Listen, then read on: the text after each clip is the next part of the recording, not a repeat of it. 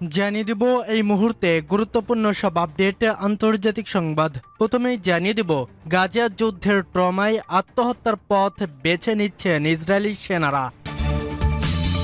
এরপর দেখছি গাজায় হচ্ছে মার্কিন ঘাঁটি, যাচ্ছে হাজারো সেনা। এবং সর্বশেষ জানিয়ে দিব ভেনেজুয়েলায় যুক্তরাষ্ট্রের হামলা কি আসন্ন। এতক্ষণ শুনছিলেন সংবাদ শিরোনাম, এখন বিস্তারিত। তবে তার আগে অনুরোধ থাকবে এই ভিডিওটিতে একটি লাইক এবং কমেন্ট করে জানিয়ে দিন কোন জেলা থেকে বা কোথা থেকে আপনি আমাদের এই ভিডিওটি দেখছেন এবং শুনছেন। গাজা যুদ্ধের ট্রমায় আত্মহত্যার পথ বেছে নিচ্ছেন ইসরায়েলি সেনারা। দুই হাতে শক্ত করে জড়িয়ে আছে একটি সাপ। সরীসৃপটির শীতল স্পর্শ যেন এক মুহূর্তের জন্য শান্তি দেয়, কিন্তু চোখ বন্ধ করলেই ফিরে আসে যুদ্ধের ভয়াবহ শব্দ, বিস্ফোরণের প্রতিধ্বনি। আতঙ্কে নিঃশ্বাস বন্ধ হয়ে আসে। গাজা যুদ্ধক্ষেত্র থেকে ফেরার 18 মাস পরও মুক্তি নেই সেই স্মৃতি থেকে। হামাসের হামলায় আহত 27 বছর বয়সী এক সাবেক সার্জেন্ট মেজর এখন ইসরায়েলের মধ্যাঞ্চলের এক খামারে প্রাণীর সংস্পর্শে থেরাপি নিচ্ছেন যুদ্ধের ট্রমা থেকে নিজেকে মুক্ত করতে। এই সেনা জানান তার 2 সহযোদ্ধা আত্মহত্যা করেছেন। দুজনের বয়সী 20-র ঘরে। তিনি বলেন, এখন পাশ দিয়ে যদি কোনো বিমান বা ড্রোন উড়ে যায় কিংবা কেউ চিৎকার করে, তাতে কিচ্ছু যায় আসে না, কারণ আমি এখন এই সাপের সঙ্গে আছি। মানসিক স্বাস্থ্যের বিষয়টি সংবেদনশীল হওয়ায় নিজের নাম প্রকাশ করতে চাননি তিনি। গাজা যুদ্ধের দীর্ঘ লড়াই এখনও অনেক ইসরায়েলি সেনার মনে ভয়াবহ ছাপ ফেলে গেছে। যুদ্ধক্ষেত্র থেকে ফেরা হাজারো সেনা আজ মানসিকভাবে বিপর্যস্ত। বাড়ছে পোস্ট ট্রমাটিক স্ট্রেস ডিসঅর্ডার বা পিটিএসডি, বিষণ্ণতা ও উদ্বেগের মতো মানসিক সমস্যা। অনেকেই বেছে নিচ্ছেন আত্মহননের পথ। ইসরায়েলের প্রতিরক্ষা মন্ত্রণালয়ের তথ্য অনুযায়ী 2023 সালের 7 অক্টোবর হামাসের হামলার পর থেকে প্রায় 11,000 সেনা মানসিক আঘাতজনিত সমস্যায় ভুগছেন। এই সংখ্যা ইসরায়েলের 80 বছরের সামরিক ইতিহাসে যুদ্ধে মানসিক আঘাতে আক্রান্ত মোট সৈন্যের 1/3-এরও বেশি। মন্ত্রণালয়ের পরিসংখ্যানে দেখা গেছে, যুদ্ধ শুরু হওয়ার আগে 10 বছর ধরে প্রতি বছর গড়ে 13 জন সেনা আত্মহত্যা করতেন। যুদ্ধ শুরু হওয়ার পর থেকে সেই সংখ্যা বেড়ে গেছে। গত বছর আত্মহত্যা করেছেন 21 জন সেনা।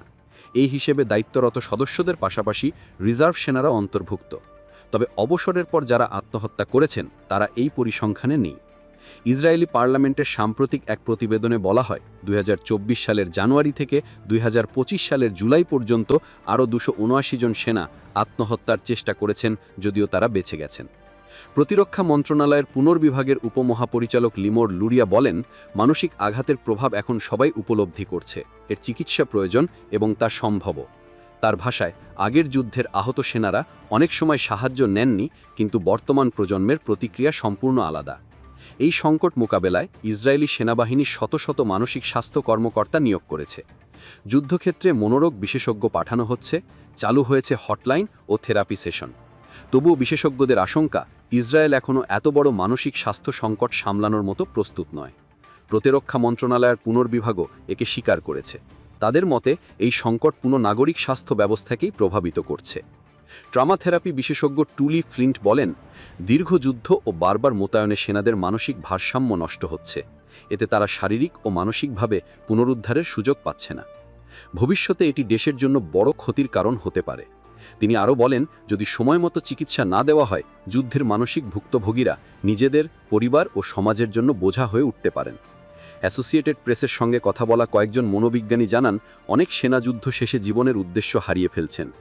সম্পর্ক গড়া, মনোযোগ ধরে রাখা, এমনকি স্বাভাবিকভাবে চলাফেরাও করাও তাদের জন্য কঠিন হয়ে পড়েছে।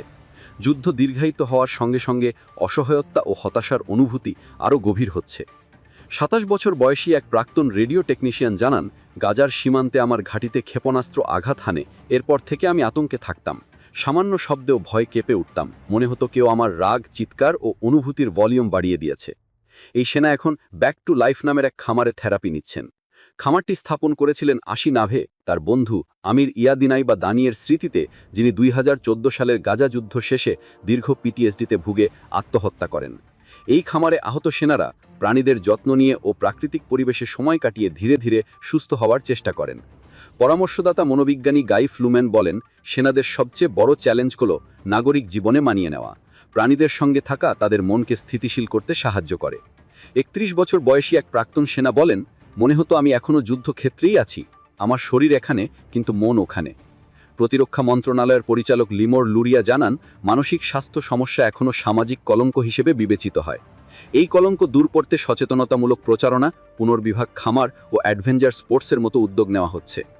৩২ বছর বয়সী এক রিজার্ভ সেনা, যিনি ২০২৩ সালের ৭ অক্টোবর দক্ষিণ ইসরায়েলে নিহতদের মরদেহ সংগ্রহের দায়িত্বে ছিলেন, বলেন, আমি যেন সবসময় মৃতদেহের গন্ধ পাই, এমনকি সন্তানের ডাইপার বদলানোর সময়ও। তিনি নিজেও একজন থেরাপিস্ট, তাই দ্রুত বুঝতে পারেন এটি পিটিএসডির লক্ষণ। এখন তিনি অন্য সেনাদের সহায়তা করছেন। তিনি বলেন, যখন কোনো কমান্ডার নিজেই বলেন তুমি সাহায্য নিতে পারো, তখন বিষয়টা অনেক সহজ হয়ে যায়। এতে ভয় বা সামাজিক কলঙ্ক কমে যায়। গাজায় হচ্ছে মার্কিন ঘাঁটি, যাচ্ছে হাজারো সেনা। যুক্তরাষ্ট্র ফিলিস্তিনের অধিকৃত গাজার সীমান্তে হাজার হাজার সেনা মোতায়েন করার পরিকল্পনা করছে। সেই সাথে গাজায় মার্কিন সামরিক ঘাঁটি স্থাপনের পরিকল্পনা বিবেচনা করছে বলে খবর পাওয়া যাচ্ছে। ইসরায়েলি অনুসন্ধানী সংবাদ মাধ্যম সমরিম মঙ্গলবার জানিয়েছে, এই ঘাঁটির জন্য ব্যয় হবে আনুমানিক $500 মিলিয়ন। এই সামরিক ঘাঁটি দিয়ে ওয়াশিংটনকে ইসরায়েলি সমন্বয় ছাড়াই স্বাধীনভাবে মাঠে কাজ করার সুযোগ দেবে। তারা চাইলে সরাসরি পরিস্থিতি পর্যবেক্ষণ করতে পারবে। ২০২৩ সালের অক্টোবরে গাজায় ইসরায়েল গণহত্যা শুরু করে। 2 বছর পর মার্কিন প্রেসিডেন্ট ডোনাল্ড ট্রাম্পের 20 দফা শান্তি প্রস্তাবের আওতায় আপাতত গাজায় যুদ্ধবিরতি চলছে। আন্তর্জাতিক চাপের মুখে এই পথে হাঁটতে বাধ্য হয় ইসরায়েল। তবে ফিলিস্তিনি অর্থাত্মগণ সতর্ক করে দিয়েছেন, এই ধরনের পদক্ষেপ অর্থাৎ মার্কিন ঘাঁটি নির্মাণ কেবল একটি দখলদারিত্বকে অন্য দখলদারিত্ব দিয়ে প্রতিস্থাপন করার চেষ্টা ছাড়া আর কিছুই নয়, যেখানে কেবল ইসরায়েলি সেনাদের জায়গায় বিদেশি সেনা আসবে।